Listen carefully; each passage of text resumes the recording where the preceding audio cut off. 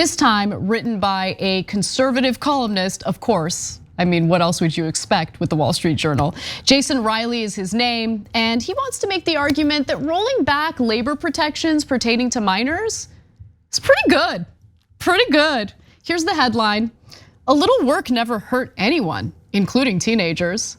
Over objections from big labor, governors of both parties work to ease limits on youth employment. Now, just to give you guys a little bit of context before we get to the details of the argument here, 10 states have either introduced, considered, or just passed legislation rolling back protections for young workers in just the past 2 years. And there's momentum there. I think that we're gonna see more and more of these bills introduced in various states. But we have talked about some of them, including Arkansas, Minnesota, Iowa. And so what Iowa's proposal is looking to do is particularly terrible and egregious. So as introduced, the bill proposed lifting restrictions on hazardous work to allow children as young as 14 to work in meat coolers and industrial laundries, teens as young as 15 to work on assembly lines, and 16 and 17-year-olds to serve alcohol, among a long list of changes. So the 16 and 17-year-olds who serve alcohol would presumably be serving alcohol in bars and restaurants where there's a bunch of drunk adults. Sounds like a great idea. And where they're not typically allowed to go in. Yeah, well, I mean, what could go wrong? Sounds great. Yeah. Yeah, okay, so let's get to Riley and his arguments. I'm gonna read a few excerpts and then I want you to weigh in, John. So he writes that the United States unemployment rate in March was just 3.5%. But among teenagers, it was 9.8%. Okay, let's pause already. It should have been higher. Okay, but I'll continue. He continues to argue close to 3 times as high. It's not unusual to have a higher teen jobless rate, but it's a situation that deserves more attention from policymakers when labor markets remain extremely tight. So his argument there is, these companies are having a tough time finding workers, and he literally argues later in the piece that the tight labor market is giving the workers too much leverage and it's driving up wages. And we could really solve that by loosening child labor laws. That's the whole point of his piece. Well, it's so obviously the entire point of his piece. I'm glad that he at least just comes out and says it, because it's obviously the only reason that he's saying this. I love that in that he says it deserves attention, just naturally. I don't need to make the case of why this should be the default position. This is the Wall Street Journal. You all think it should be the default position. Can we put up that first headline graphic again? Just because I love the way that things can be framed. So you'll notice that the effect that political influence lobbying has is acknowledged as over objections from big labor, not due to pressure from corporations. The ones who want the change in the law, their lobbying doesn't count and we don't have to talk about it. The ones who unsuccessfully tried to stop it, they're the big powerful ones. I mean, forget the fact that they failed, they weren't able to actually stop this. They're the powerful ones. Put that up one more time, because I also love the framing on both parties work to ease limits. Just ease. Isn't it nice to be eased? I want things to be easy. Oh, you mean they changed the law to allow people to work at younger ages and in more dangerous jobs? Yeah, that's exactly. That sounds bad when you put it that way. What if we were to say that something was eased? Wouldn't that would go down a little bit smoother? Right. Yeah, I mean, look, if you are in your late teens and you want to work, no one stopped you from getting a little summer job or whatever. It's really, really important to understand that what he's calling for isn't a reversal on a ban on child labor. It's a on teen labor, I guess. It's a reversal of regulations that specifically protect minors who choose to work, okay? Well, that's the issue. Can I pause you for a second? Because you corrected yourself, but did you need to correct yourself? Because you said child at first, and then you corrected to teen.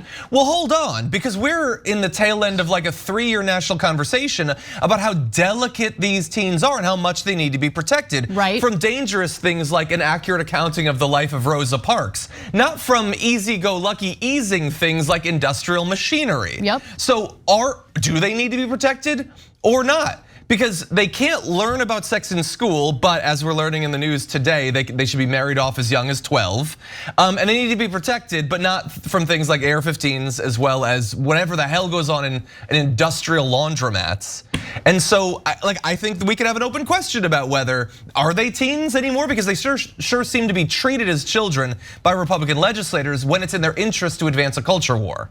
You know, it is really interesting that they will change their argument depending on what the issue is, because the other thing that you guys need to keep in mind is that they want to loosen child labor laws because they know that companies can get away with paying teenagers far less in wages. And at the same time, a parallel, fight that the Republicans have waged has to do with raising the Social Security age. Right? So they want to raise it to 70. So think about that for a second.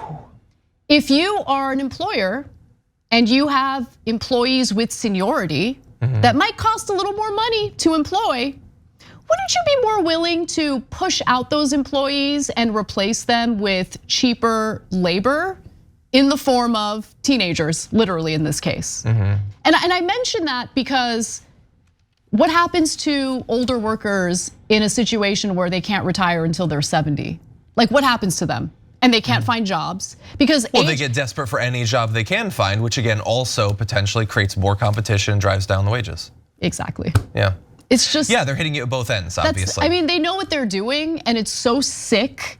And while I know this is the stuff that matters, I know that it's sometimes dense, I know that it's sometimes dry. This is the stuff that actually has an impact on your lives. Okay, but let me continue. He also writes this.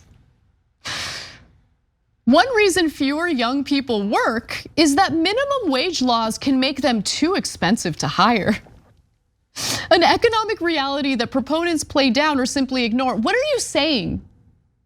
So do you want to do away with minimum wage so employers can not only employ minors with worse working conditions, but also pay them far less? I mean, it's the Wall Street Journal. Yes, that's exactly what they want to do. I can't believe people just transparently make these arguments. It's like, we want to exploit your children. That's what we want to do. And people vote for them, people support them. I just don't get it. But let me give you more. He writes this in approval. Last month in Arkansas, Republican Governor Sarah Huckabee Sanders signed the Youth Hiring Act, which nixes the requirement that 14 and 15-year-olds get permission from the state to work. Yeah, it sounds like a great idea. 14-year-olds working. Here's what 14-year-olds should be doing. They should go to school, they should do their homework, and they should play with their friends. That's what they should do. They should explore life as kids, as literal children. But I'll give you more. He quoted Sanders, who said of the bill, "It's apparently not enough for Democrats to trap kids in failing schools. They also want to make it harder for teenagers to work part-time or summer jobs.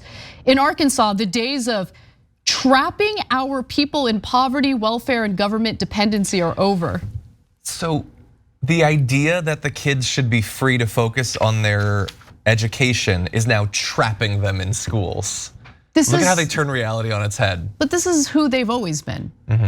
They love the idea of keeping education as something that's only accessible and available to a select few. Wealthy families, wealthy parents who can pay for private schools. And they love the idea of being able to exploit people who don't have an education, helping corporations exploit people who don't have an education. Like, that is the ideal society that they're trying to build here. Ideal for, again, the few.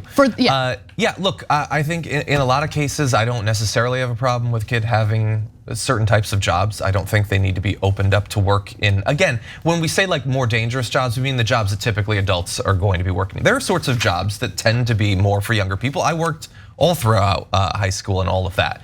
But I also had time to do schoolwork and everything. The issue here is that they're just doing such an easy little magic trick on conservative minds.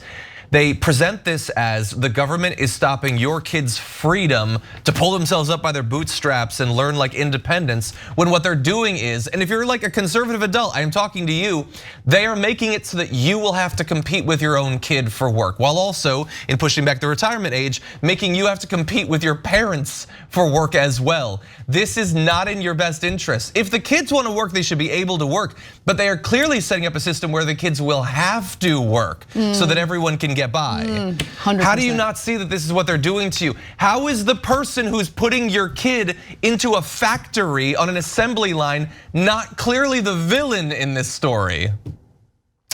John, I love talking to you so much that we take too long with these stories. But I apologize. You're 100% right, and that's a good breakdown of what's really happening here.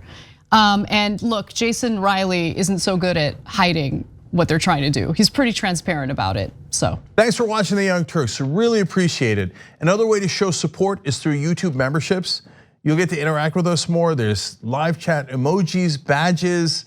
You've got emojis of me, Anna, John, JR, so those are super fun. But you also get playback of our exclusive member-only shows and specials right after they air. So all of that, all you gotta do is click that join button right underneath the video. Thank you.